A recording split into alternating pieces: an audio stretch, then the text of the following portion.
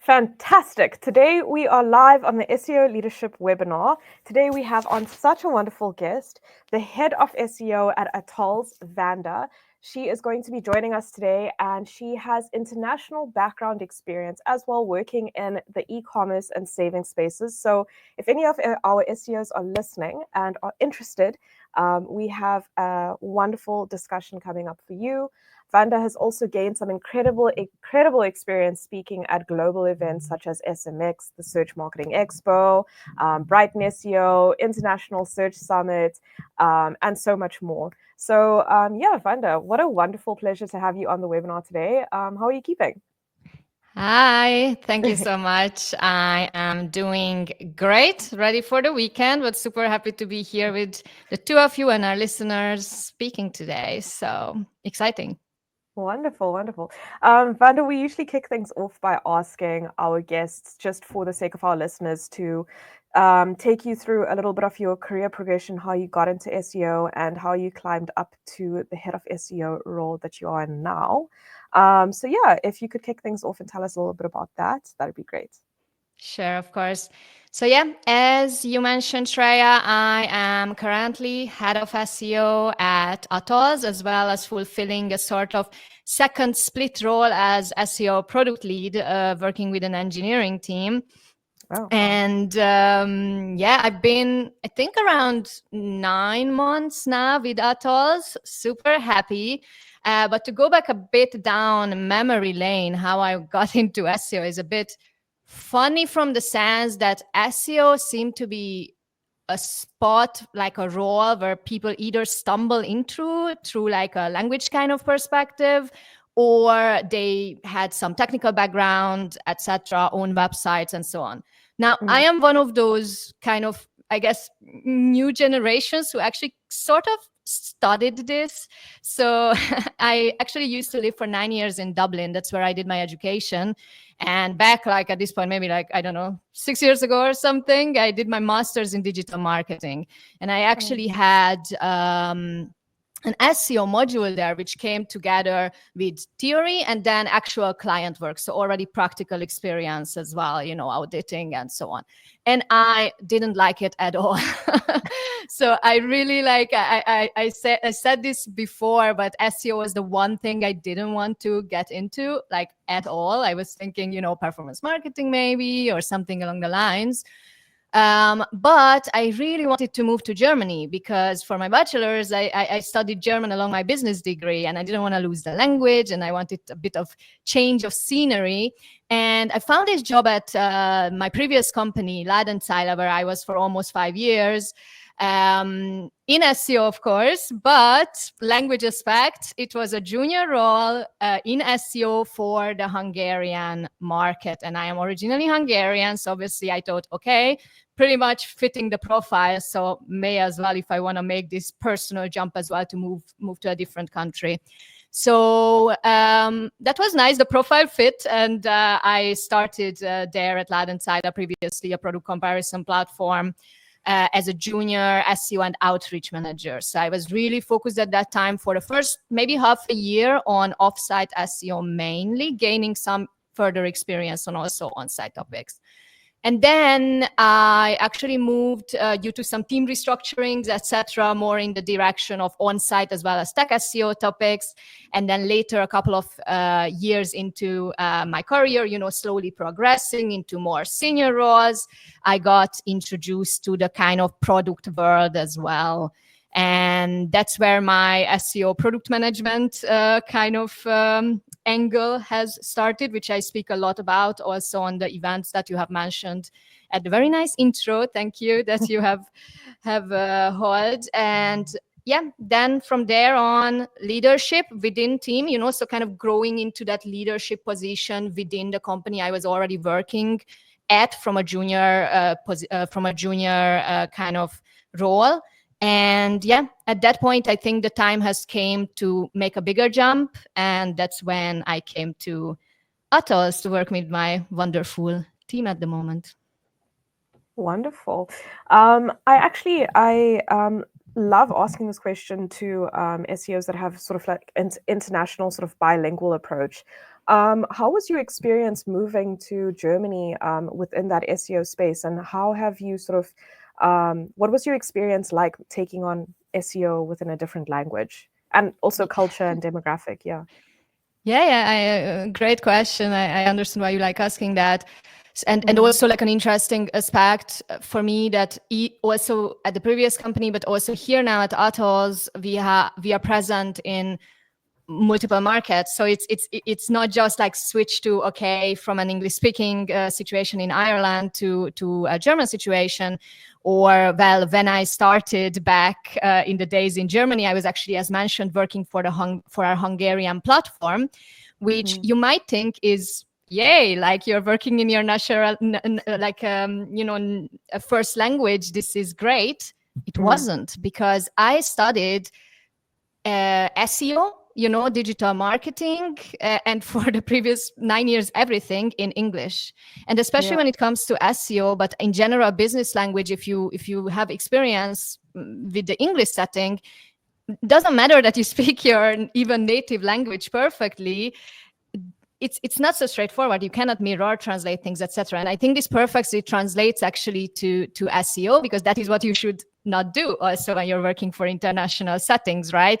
You should always look into localization, etc., not just simply mirror translation or Google Translate or whatever, even though those can be, of course, good start, but then you need to go a step further. So that was actually not so easy, but of course you can get used to it. And now when I'm working in a company where we have presence in very much international settings in a lot of markets, I think it really comes down to kind of how you have your SEO team also set up. So in our case, we're advising a lot, so to say. So we are setting guidance a lot, but then we have amazing colleagues who are able to set that into practice on a more localized level. Wonderful. I think sorry, I know, Darius, you have a question lined up, but just to quickly end off on this, I would love to sort of pose the question to you in a hypothetical sense.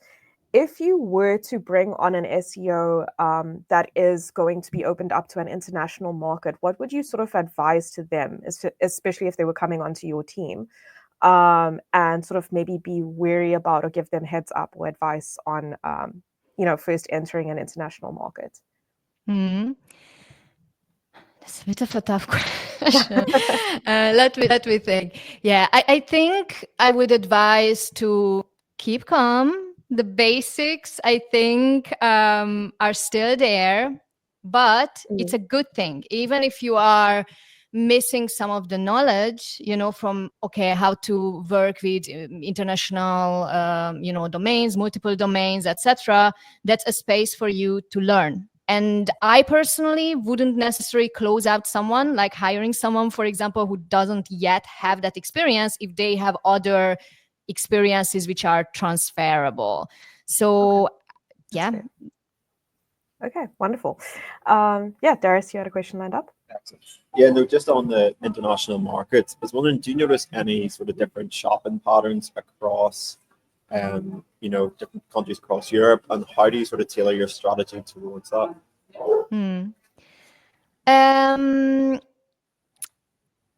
I think what you need to be very careful about is ensuring that you don't just, localize from the perspective of, for example, I have a content that I have written in English and now I translate it, but I use the local lingo, etc.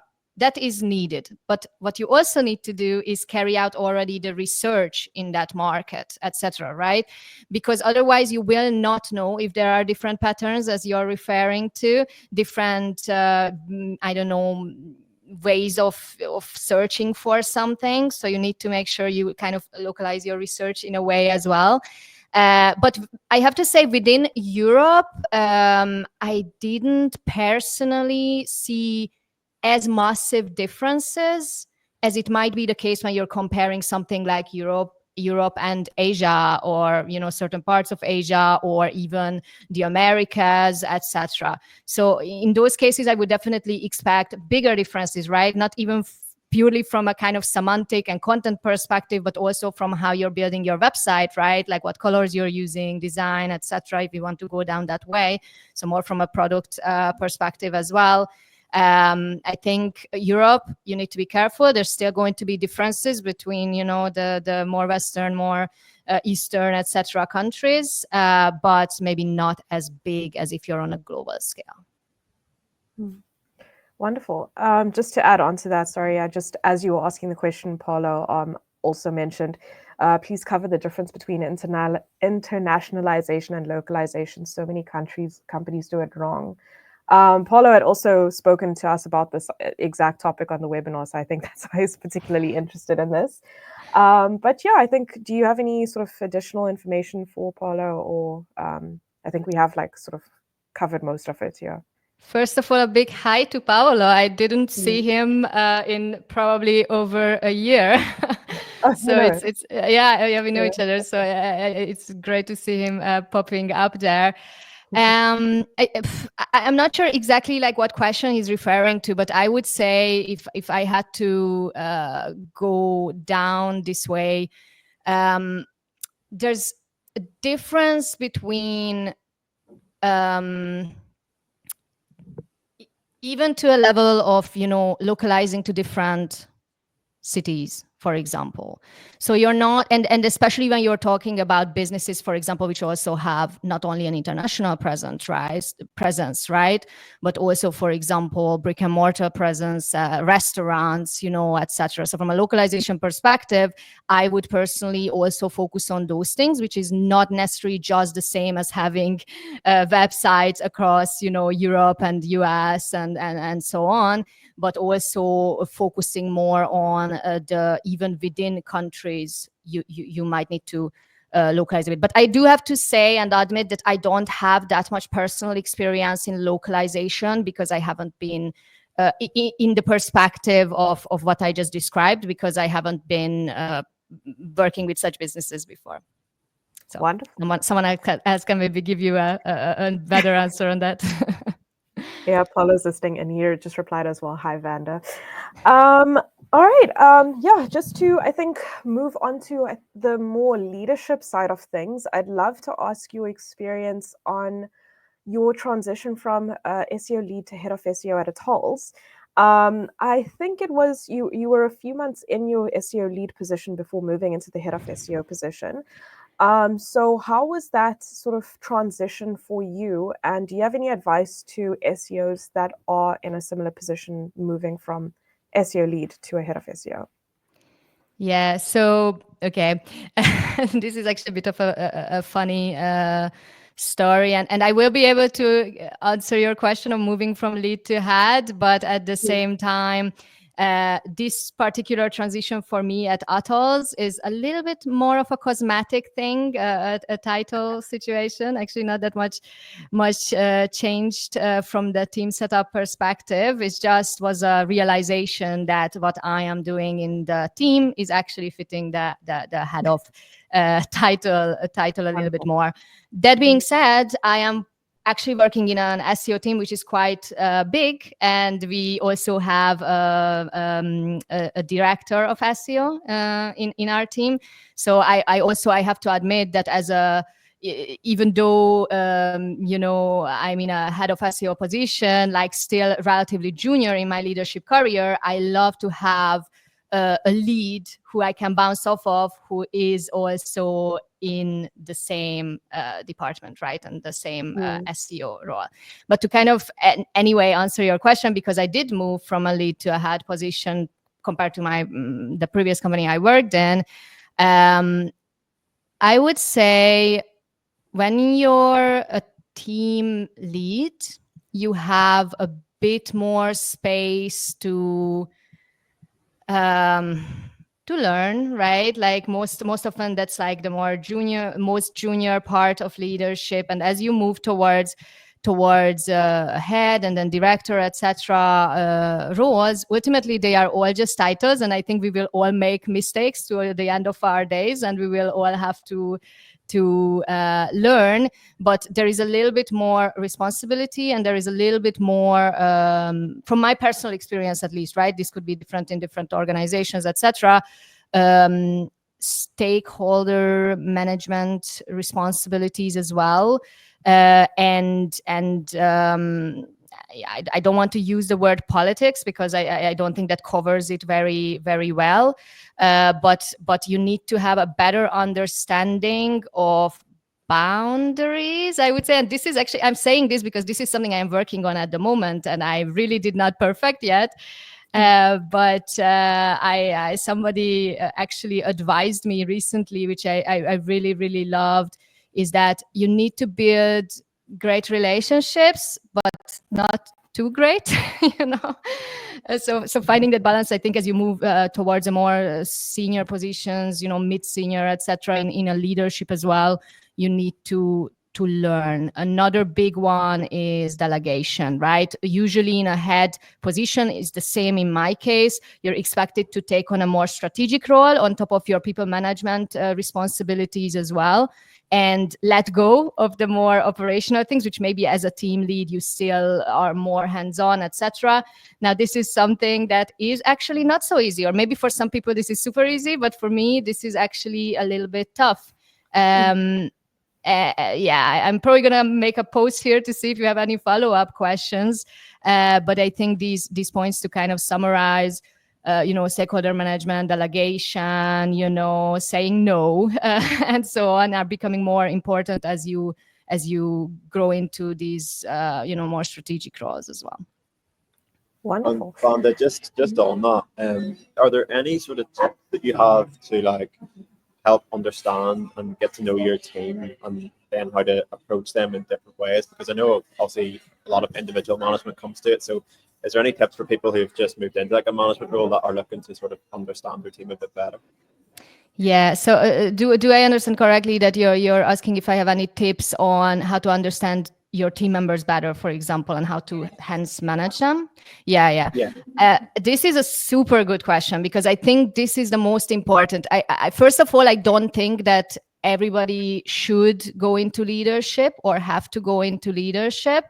But if you do, then you should, and actually a mentor of mine said this before, which I really loved, that you like, you know, a good leader loves people. Like they love that people have personalities, they have personal lives, they are different, right?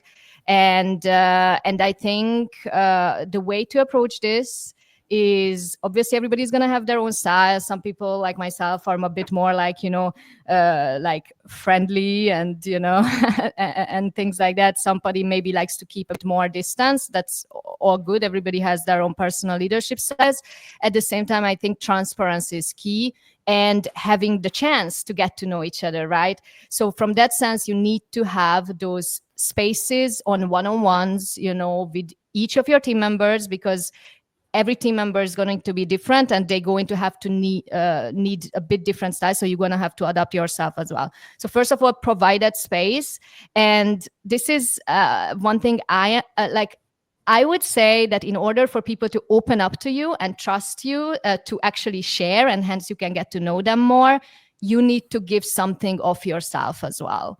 So to what degree, that of course depends. And I have to admit, me at times, I'm probably a bit too open, and I don't think that works for everyone. But you should also share that you are a person, right? You have bad days and you have good days, and kind of open up the space this way for your team members to also come to you if they have bad days or good days. And this way you can learn more about them and then adopt your style.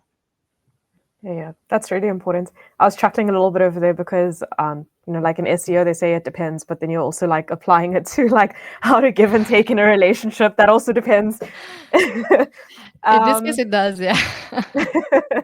I actually wanted to sort of flip the question over, because you did mention that you have a director of SEO and you've also had a mentor. And that's something that we've really tried to emphasize with our SEO candidate base, as well as the importance of mentorship. I think a sort of interesting take on this question is to maybe pose it to you like this. what do you think constitutes for a great relationship between a director of SEO and a head of SEO? It could be within your own sort of relationship with your own director of SEO, or how you view like better support between the two roles. So I think this applies not just to these two roles, but also what I would do with my, in particular, more senior colleagues, or try to do, is to be, well, as transparent as you can be, but at the same time, you need to make sure your team members understand that there's going to be things that you cannot share. So that's for one. Treat them as people who are in a different role. So I don't think of myself, and I really think that my director is also not approaching, and my previous mentor, who was also a leader of me before he kind of transitioned to this mentor role for me. I never felt that they deal with me as if I was, I don't know, less off because I'm in a more junior role. And I'm very lucky, actually, to have been having these mentor figures and leaders, you know, because I know that a lot of people don't have this, and it's not something you can choose. But I think to have that kind of, well, not peer-to-peer relationship, because there is still that, you know, difference in seniority, and I rather look at that as something people who I can learn from. But this is also how I do my best and try to build my leadership style. I would like to, you know, especially with my more senior colleagues, really kind of deal with them on an eye level. And I said earlier that not everybody should be or has to be a leader, and I stand for that. There are people who go into specialized roles and they can be just a senior, but this is in another role, right? You need different skills as well. In leadership, you need a lot of those soft skills that you can also use in more specialized roles, but there maybe you need a bit more hard skills, etc. So yeah, I think transparency as much as possible, but obviously you cannot fully do that. And also maybe a bit of protection. So protection of the team. You don't have to, you know, let everything trickle down. And in some cases, that is a good thing, and not holding back information. So especially in those really senior leadership roles, I think that's what I experienced a lot of people do. And I find that to be a positive thing. Interesting. Awesome. Darius, you look like you have a question. Yeah, no, just to take like a sidestep, I know you've done quite a lot of public speaking. What was the sort of initial idea to get into public speaking? Because it's obviously quite a daunting thing to do. How has that benefited your career going forward? I love the way you said it's a daunting thing to do. It's definitely actually like a difficult. It's time consuming, you know, like thing to do. And for some people, it can be really daunting and scary also from the perspective of going up there and speaking in front of people, right? So yeah, I see what you mean.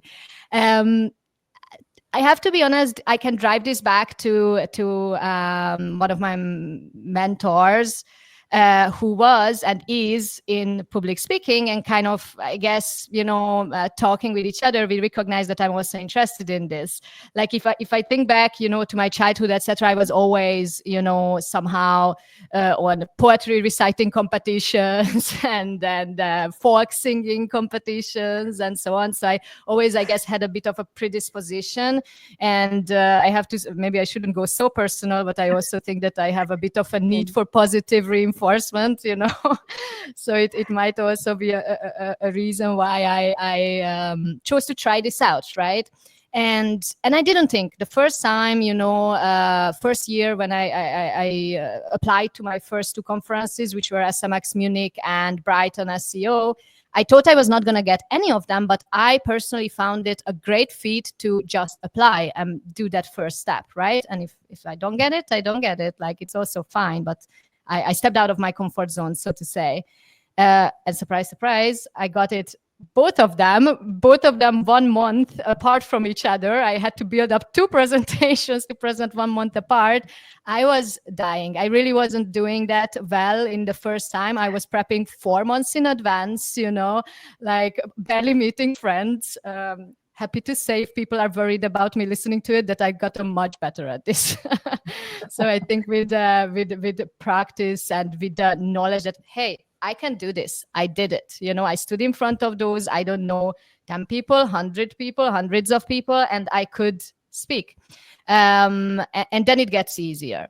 So that's kind of how I got into it. And then how it benefited my career, kind of, I think, to kind of answer that part of your question, Darius.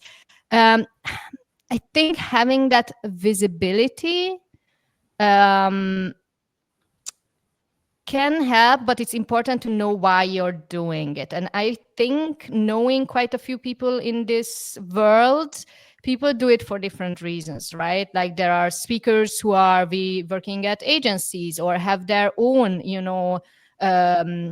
small agencies or freelancing, etc. And this way they are getting clients. But then there are people who like myself, who is in-house. So basically, apart from being able to put my name out there, and also in the best case, the company I work for, so that maybe some people are getting familiarized with that as well. There's when people ask me before why I'm doing this, and I have to be honest. First of all, I enjoy it. I love the networking part, the amazing people I get to meet, who I then can ask for advice, for questions, etc. I find that to be the best part. And other than that, having that personal brand a little bit to say, and that visibility out there. I didn't do a scientific research on this, but I can only hypothesize that can help when you're applying to a role or something like that. And on top of your CV, your the employer can already take a look on YouTube or whatever, and they see that this person is can speak, can write. Some people, it doesn't just need to be public speaking, right? And get familiar with your portfolio a little bit. Wonderful. That hit all the nails on the mark. I actually had a question lined up on imposter syndrome, and you just mentioning that you had two speaking events 1 month apart. I think this best applies to you. I mean, I don't know if you experienced imposter syndrome then, but did you ever experience imposter syndrome? I think I'll just blankly throw it out there. And do you have any advice to any SEOs that are struggling with it, in particular to public speaking, though? I think, if there are SEOs that are coming up and having to speak in the next events in 2025, do you have any advice for them? Yeah, I do. I have. And right now I'm experiencing imposter syndrome, like you're always, but I think that's a good thing, because you're experiencing that because you're doing something that is positive, that made you step out of your comfort zone. Like if you experience imposter syndrome, that is because you achieved something that you think that, why am I here? How did I achieve this, etc. Right? So that should already prove you that you did something great. So that you actually shouldn't feel this way. But I would advise to just embrace it the same way as with, nervousness before speaking, public speaking, or whether that is just in a meeting, right? Like in an all hands or a smaller meeting. Like up to this day, I have a stomachache before I go to stage for hours beforehand, like even sometimes in bigger meetings within a work setting, I have stomach aches, and I just embrace it. I think that just means it's important for me, what I'm going to talk about, hoping that I can help people, even if that's just, one person walking away with like something that they can adopt to their work or their life. So I would just say, embrace it and also talk about it and, find a community, and I think within SEO, that is so good that we have that. Mostly there is kindness in this industry, I think. At least that is what I experience. That's what I would say. I love that. Important. I love that mindset. Half an hour flew by, but we love to sort of end the conversation with a future-related question. So I see a lot of people in the comments are asking about AI, but I think I'll just open it up to what are your expectations for the future of SEO in 2025? How are your, like, I mean, you don't have to give any secrets away, but how are your team prepping for it? How are you prepping for it? Are there any things that are exciting you about what's to come or making you nervous? Actually, both, but I try to, mostly focus on the positive. And I think that, the future of SEO is evolution, meaning, the way people search is already evolving and will continue to do so in 2025 and beyond, which means that we also need to evolve. So I think those of us who have a mindset of continuous, learning and being on top of things, for which we luckily in the industry have plenty of resources, I think it's actually a positive thing for us, and we will be able to not get stuck in the same things, but move forward. And I do. Yeah, you mentioned AI in the comments. Sure, that is something that we are also, and I am also tracking, keeping an eye on. Right, it's going to be interesting what happens with the new search functionality in ChatGPT, but of course also the AI overviews. Not yet in Europe, but already on plenty of other sides of the world on Google. So I would say that if you are doing SEO well, then you're probably already optimizing for the right things that will also help you to show up on those pages, or tools, etc. But keep at it, keep learning about it and explore it, but don't be afraid of the future. I would say, as cliche as that sounds. Oh, wonderful. Yeah, Vanda, that wraps us up for 30 minutes, but what a fantastic conversation. Some amazing points from you. And yeah, I really appreciate that you came on. For anyone listening, this is going to be up on YouTube if you want to catch it again. And we will be releasing Vanda's points in a newsletter as well. So yeah, thank you so much, Vanda, for coming on, and hope you have a great weekend. Thank Happy you. Friday. You too. Bye.